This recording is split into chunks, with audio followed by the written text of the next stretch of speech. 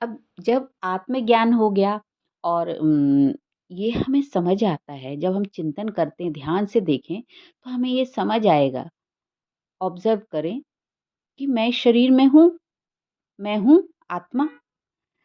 अच्छा, लगातार मेरे जैसे श्वास चल रही ना, ऐसे ही लगातार विचार चल रहे हैं। मैं कुछ भी क्रिएट नहीं कर रही हूँ कि कुछ विचार मैं क्रिएट कर रही हूँ।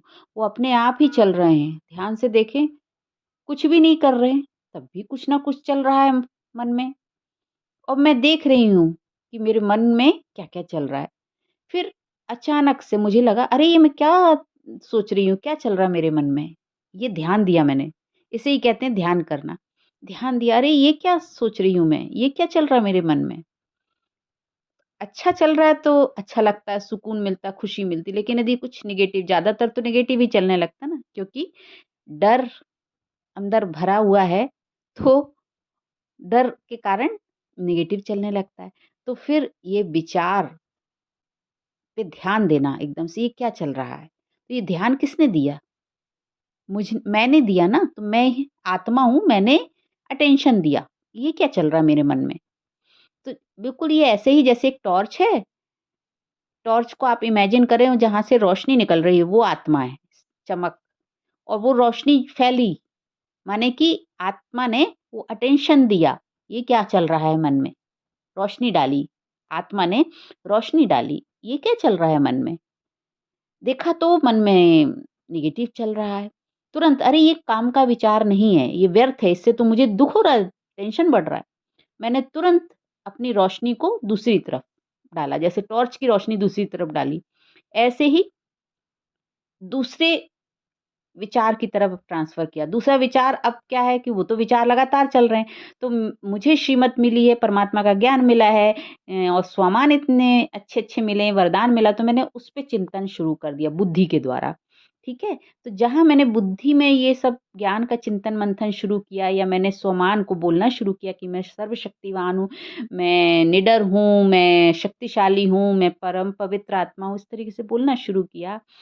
मैं परमात्मा की संतान हूँ, मेरा पिता है परमात्मा, जब ऐसा अच्छे-अच्छे शुभ संकल्पों को क्रिएट करना शुरू किया बुद्धि के द्वारा, तो ये जो मन में जो लाइन से चल रहे थे रेल के डब्बे की तरह विचार, वो है ना बुद्धि बीच में ले आए। बुद्धि देख रही है कि पहले मन ने इतने सारे विचार फैलाए, फिर बुद्धि ने देखा कि जो ज्ञान प्राप्त किया, तो बुद्धि को लगा कि नहीं, ये तो विचार से दुःख हो रहा है, चलो दूसरे अच्छे श्रेष्ठ विचार का चिंतन करते हैं।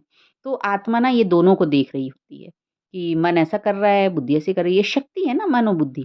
तो इस तरीके से हम अपने अटेंशन को शिफ्ट करते हैं, चेंज करते हैं, विचारों को ध्यान से देखते हैं और उन विचारों में हमें दुःख मिल रहा है, बेचैनी हो रही, टेंशन बढ़ रहा, उलझन हो रही है, तो एंग्ज़ायटी हो रही है, तो हम उससे क्या करेंगे?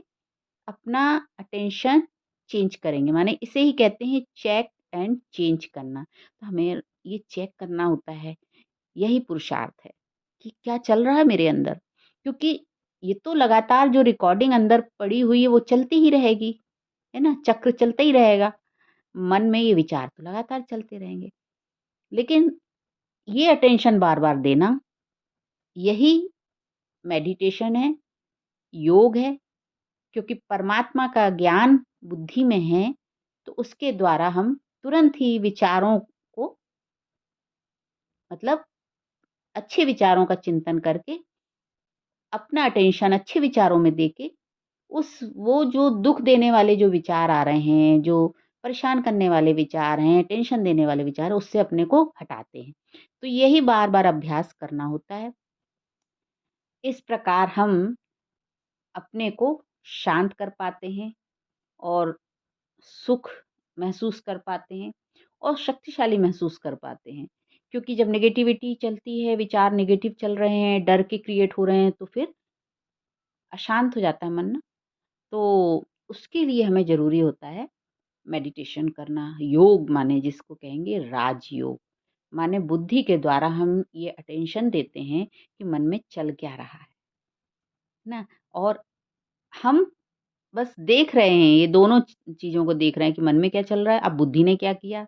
हम राजा बन के देख रहे हैं, तो हम कौन? मैं आत्मा इस शरीर के होते हुए, शरीर के अंदर जो मन बुद्धि है उसके सारे क्रियाकलापों को देख रही हूँ। तो इसे ही कहेंगे साक्षी भाव, स्थित प्रज्ञा। माने साक्षी होके मैं देख रही हूँ। तो ये जो संगम युग है, ये संगम युग जब परमात्मा आत्माओं को ज्ञान देते हैं, तो परमात्मा कहते हैं बच्चे अपने को पहचानो। आत्म ज्ञान इसे ही कहते हैं जब हम अपने स्वयं को जान पाते हैं कि मैं आत्मा हूँ। तो आत्मा और परमात्मा को जब हम पहचानना शुरू करते हैं, अपने दिव्य दृष्टि के द्वारा जान पाते हैं, ज्ञान के द्वारा, तो फिर हम ये देख रहे होते हैं कि कलयुगी संस्कार जो मन में हैं, जो कई जन्मों की रिकॉर्डिंग पड़ी हुई है, जब हमने ज्ञान प्राप्त नहीं किया था, तो वो रिकॉर्डिंग फ़िल्म की तरह चलती जा रही है। नहीं चाहते हुए भी वो चल रही है लगातार, हम नहीं देखना चाह रहे तब भी चल रही है ना। तो वो है कलयुगी संस्कार। तो कलयुग है, उसको देख रहे हैं और बुद्धि में नए ज्ञान को जब धारण किया, श्रीमत को धारण किया, चिंतन मंथन किया ज्ञान का, तो हम सतयुगी दुनिया को देख रहे हैं। तो माने कि हम साक्षी होके कलयुगी संस्कारों को भी देख रहे हैं, सतयुगी संस्कारों को भी अपने अंदर देख रहे हैं। तो यही संगम युग का महत्व होता है।